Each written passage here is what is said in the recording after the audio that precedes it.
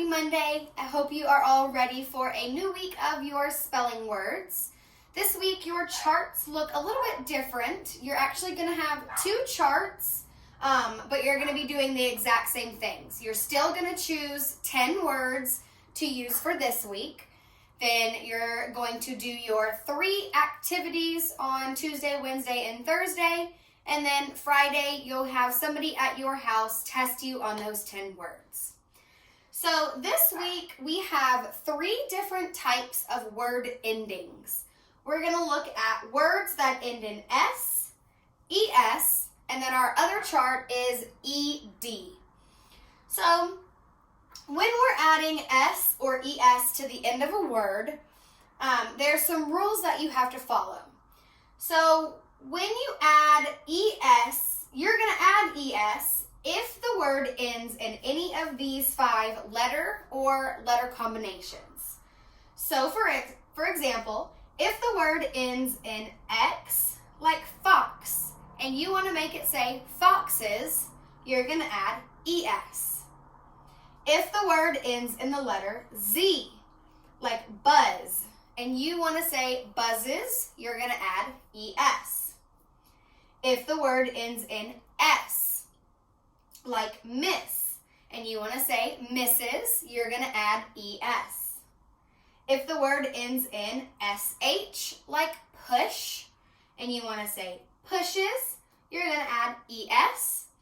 And then if the word ends in CH, like crunch, and you want to say crunches, you're going to add ES. Now, for everything else, you're just going to add S. So, like for example, lie, shoe, pencil, and walk. Those words don't end in those letters, so you just add S to the end of those to make lies, shoes, pencils, and walks.